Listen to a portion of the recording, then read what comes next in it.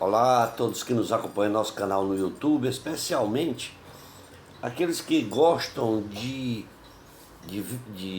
aprender, ou ouvir, ou entender um pouco sobre maçonaria. Em nosso último vídeo nós falamos sobre a maçonaria republicana no século XIX. Como prometemos ao final do vídeo, hoje nós falaremos sobre o regresso da maçonaria pela via tradicional no século XX. Antes de iniciarmos, gostaria de pedir a todos que nos acompanham que, se ainda não fizeram a sua inscrição no nosso canal, que façam sua inscrição, nos ajudem, fazendo comentário, deixando um likezinho ali, certo? E dando sugestões para que a gente possa melhorar o conteúdo do canal. Ficaria muito agradecido a todos se assim nos ajudassem. Bom, as primeiras décadas do século XX, nós observamos que a maçonaria francesa é envolvida nos grandes conflitos políticos desse tempo, dessa época. Em 1917, a maçonaria ela encoraja a Revolução Russa contra o Império dos Cesarianos, através de rebeliões em que participaram as lojas russas, aquelas lojas clandestinas dirigidas por Nikolai Nekrasov e também por Alexander Kerensky, apoiadas também pelos franceses, né? A possibilidade de legalização da maçonaria russa, ela veio a seguir a Revolução de Outubro, frustrando, portanto, quando Lenin e Trotsky ilegalizaram a maçonaria lá na Rússia, passando a ver como um instrumento, a maçonaria era vista como um instrumento dos interesses dos países capitalistas, né? Já na França, o Partido Radical, que era o braço político da maçonaria, ele veio a decrescer no apoio, através do apoio que tinha antes da Primeira Guerra Mundial. Ele enfraqueceu, certo? Surgindo aí então novos partidos de esquerda que não se revêem nos valores e nos ideários da maçonaria. O Grande Oriente da França e a Grande Loja Francesa, elas participaram no Congresso de Genebra no ano de 1921, tendo como objetivo o de repensar-se e redefinir-se aos objetivos da ordem, depois, óbvio, da destruição trazida pela guerra. A maçonaria, ela é definida como uma instituição filosófica e progressista, em que procura o progresso material, social, intelectual, moral e o bem-estar da humanidade. E o Congresso ele define que a maçonaria francesa deve se situar na união das esquerdas para organizar uma efetiva defesa nacional. Lá nos idos de novembro de 1922, o 4º Congresso Internacional Comunista, e isso ocorreu em Moscou, ele decreta aí o rompimento de relações com a maçonaria universal. Os filiados comunistas que eram maçons, eles determinam a chamada Internacional Comunista, em que deverão demitir-se das obediências a que pertenciam e, portanto, aí a maioria dos maçons franceses, eles abandonam o Partido Comunista e mantêm-se nas suas lojas. De forma que as relações entre os dois lados se exaltam e apenas estão somente em 1945, após a Segunda Guerra Mundial, é que vão ser restabelecidas esses laços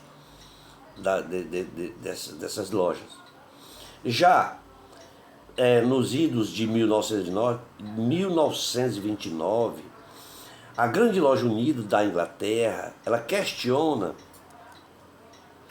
a conformidade das obediências. Ela questiona, certo, que os franceses, face aos princípios da regularidade. Portanto, o que se sabe é que este questionamento veio a ser, para os franceses, a face aos princípios da regularidade, e que o reconhecimento da soberania absoluta e da crença na vontade é revelada de um grande arquiteto e da existência visível em loja das três grandes luzes da maçonaria, que é o livro sagrado, o livro da lei, o esquadro e o compasso. Também pela interdição de todas as discussões políticas e religiosas. Juntando a esses critérios, apenas a Grande Loja Nacional Francesa vem a se adequar a esses princípios. O Grande Oriente da França opta por se manter na irregularidade e aceder à exigência de reconhecimento da soberania inglesa em questão das orientações maçônicas. No princípio do século XX, afirmam-se, portanto, duas tendências distintas no seio da maçonaria universal. De um lado, a Grande Loja Unida da Inglaterra, como a guardiã das tradições e dos caráteres simbólicos e iniciáticos da maçonaria. E do outro lado, o Grande Oriente da França, que foi defensor de uma maçonaria aberta, uma maçonaria laica, livre, pensadora, onde a prática política era para eles considerada uma via legítima para o aperfeiçoamento individual e o progresso da humanidade. Na Segunda Guerra Mundial, por face da Segunda Guerra Mundial, foi interrompido a ação dos maçons, que visavam a restauração da dimensão tradicionalista da ordem maçônica. E isso se deu pelos movimentos antimaçônicos e segue-se a perseguição geral, que se inicia com o decreto do governo de Vichy, na data de 14 de agosto de 1940, que veio a interditar e suprimir todas as sociedades secretas através desse decreto. Multiplicaram-se, portanto, na França as prisões e execuções sumárias, e até os funcionários públicos, que eram maçons, são despedidos. Assim como também foi proibido a admissão de indivíduos que fossem conectados com a ordem. Já 3 anos depois desse advento, dessa situação, depois desse decreto do dia 15 de dezembro de 1943, o general Gauler anula este decreto do governo Vichy e veio a legalizar a atividade das lojas maçônicas na França. Então, a maçonaria ela foi se encontrar num estado bastante debilitado, porque as lojas estavam dizimadas pela guerra, e tornou-se, portanto, aí sendo indispensável a sua depuração e reintegrando, portanto, os obreiros que não haviam sido cúmplices dos ocupantes alemães. O Grande Oriente da França conta com 5.500 filiados contra 35 mil que se detinha lá em 1939. Olha o tanto que caiu. Portanto, o recrutamento dos maçons ele é estimulado. E já no ano de 1947, as diversas obediências maçônicas elas retornam às suas atividades, mantendo, portanto, uma orientação mais interventiva, mais ou menos interventivas. Isso no quesito, ou no que diz questão ao social e à política, que havia marcado a sua orientação antes da eclosão da Segunda Guerra Mundial. As 5 grandes lojas, as 5 grandes obediências francesas, que era o Grande Oriente da França, o Grande Oriente, a Grande Loja da França, a Grande Loja Nacional Francesa e o Direito Humano, eles procuram retomar a sua própria identidade. Então, o Grande Oriente, ele continua marcado pelos valores da Terceira República e da ação social. Os direitos humanos se mantêm sob uma orientação semelhante. E a Grande Loja Nacional Francesa, ela integra os maçons ingleses e americanos que viviam na França. Isso vem a conduzir também ao abandono do principal rito da obediência maçônica, que era o rito escocês retificado. E passou-se a adotar o rito de emolução, seguido pelas lojas inglesas. Problemas no funcionamento dessas últimas grandes lojas vão levar aí a cisão. Lá no ano de 1958, a cisão porque houve a criação da Grande Loja Nacional Francesa, que vai operar e adotar, mais tarde, a designação de Grande Loja Tradicional e Simbólica. Portanto, o Grande Oriente e Grande Loja Nacional Francês disputam a maioria dos maçons franceses.